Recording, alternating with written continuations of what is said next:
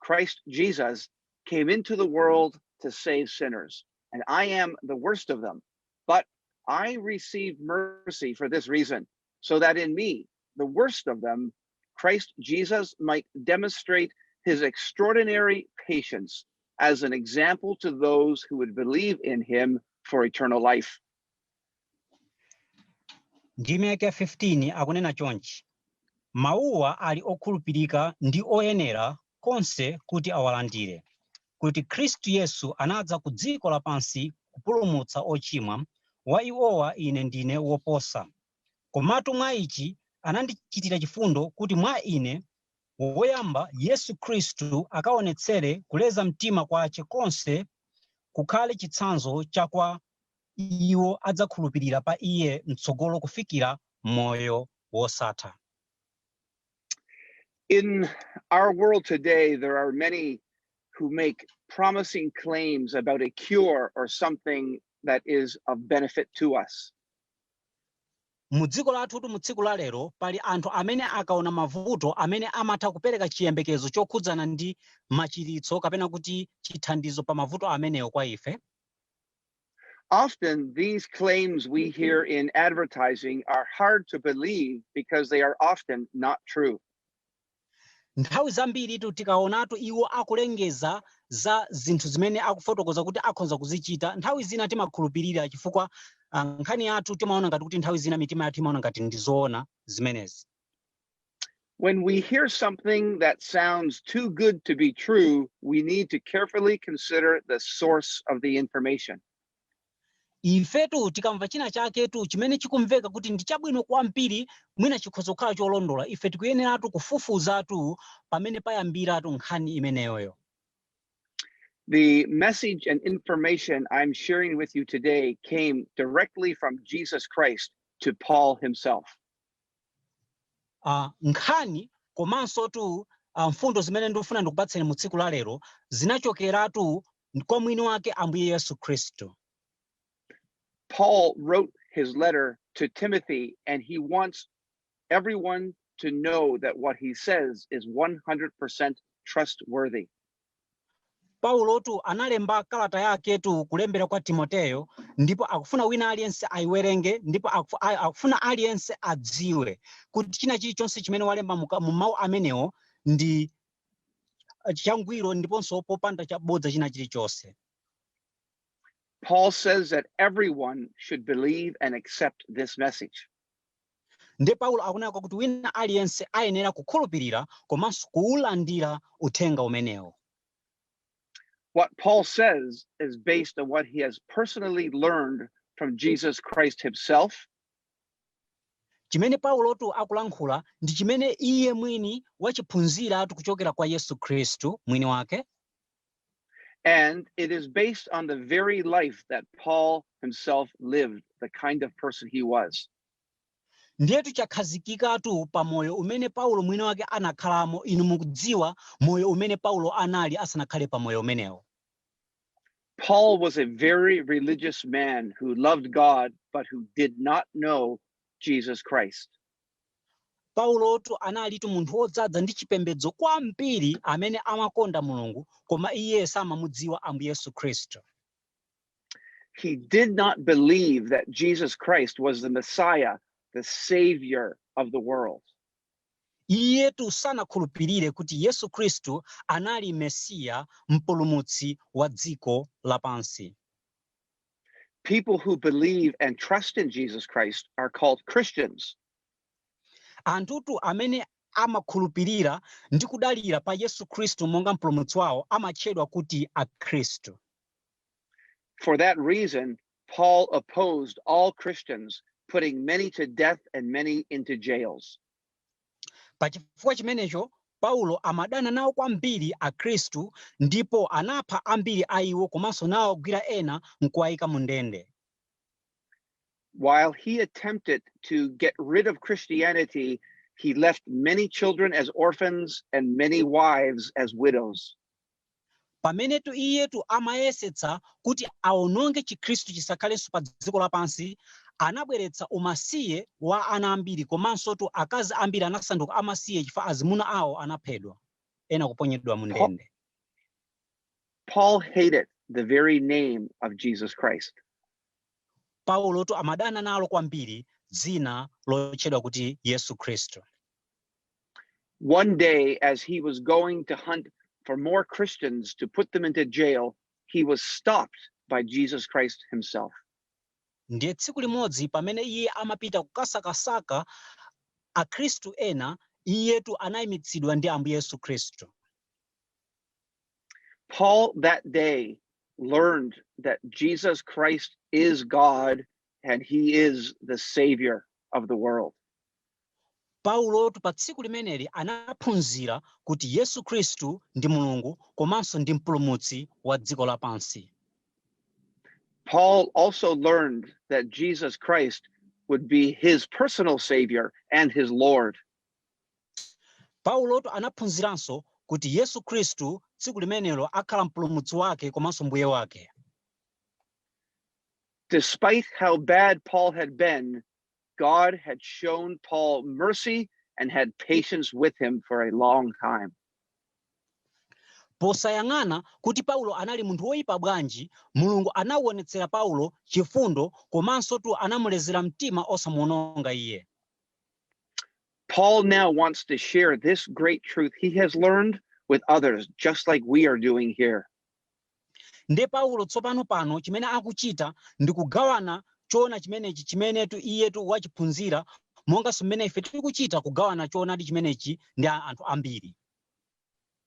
Paul says, what I am about to say is faithful, it's true, and you can trust it.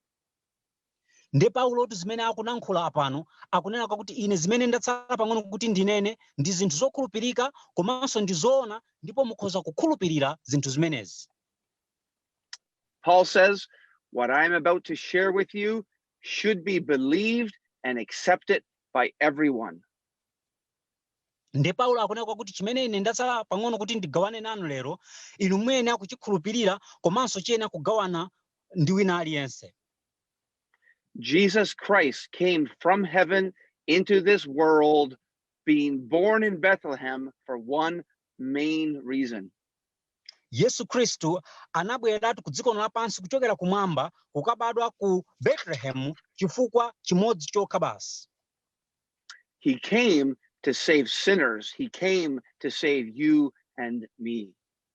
Anabwera kudzapulumutsa ochimwa, anabwera kudzapulumutsa inuyo komanso ineyo.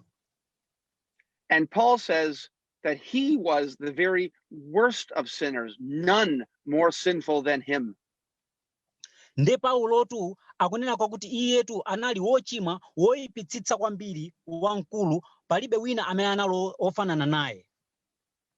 In another letter he wrote, he explained that the Son of God loved him and gave himself for him.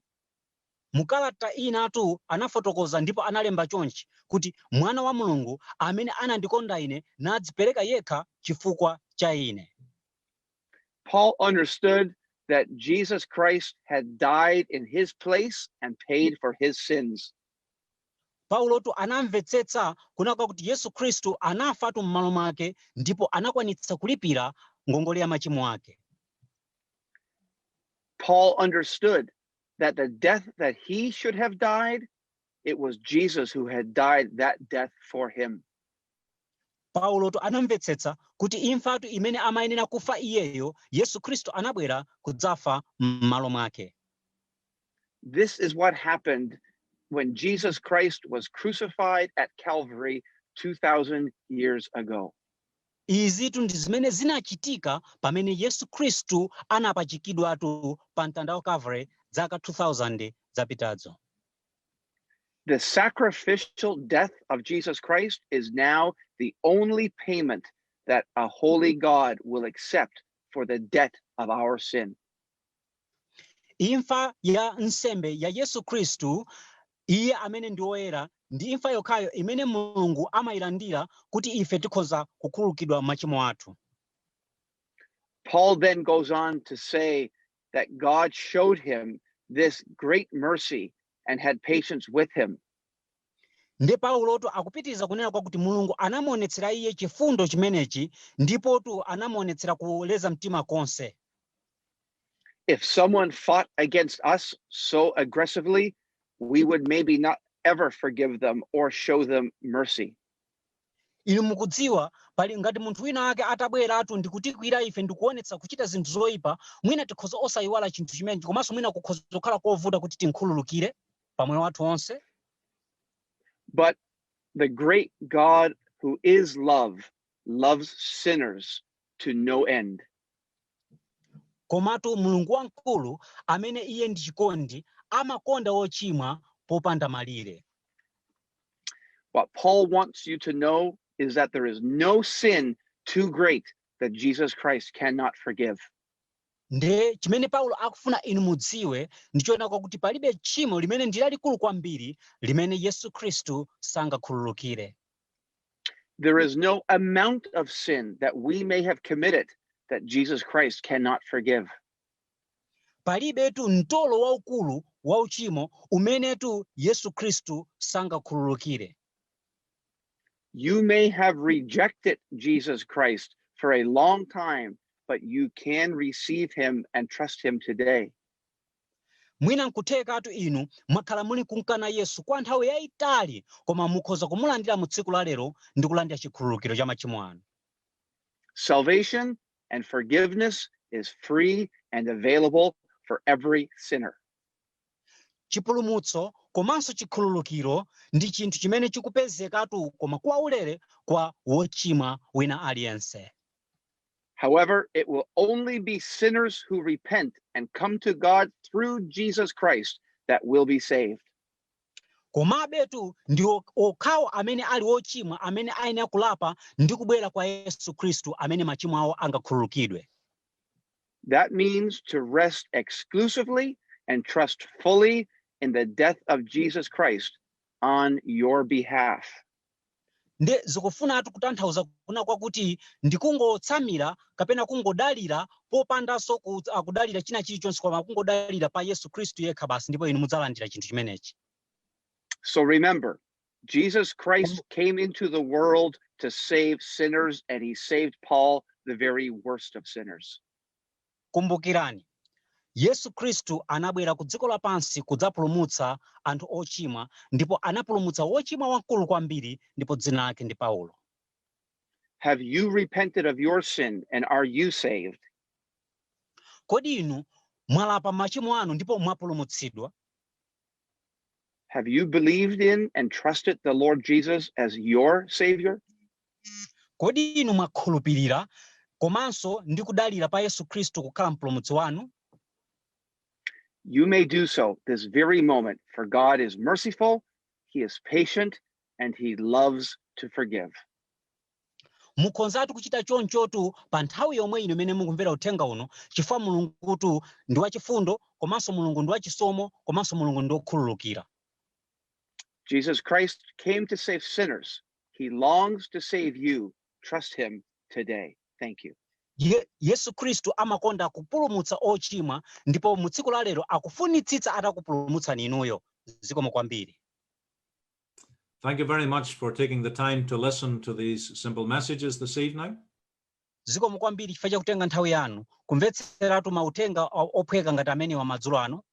We hope that you'll consider the fact that Christ has died for the very worst of sinners and therefore he can save you. Ndikukhulupirira kuna kwakuti mulingalira chinthu chimene chikuti ngati Khristu anafera munthu wochimwitsitsa kwambiri ndikuti akhozanso kupulumutsa ine. Thank you very much indeed for listening this evening. May God bless you. Zikomo kwambiri zoonadi pokumvetsera usiku uno ndipo Ambuye akudalitseni. And we trust that you'll join us another time. Ndipo tikukhulupirira kuna kuti inutu mudzakhala nafenso nthawi imene ikubwera patsogolo. Good night.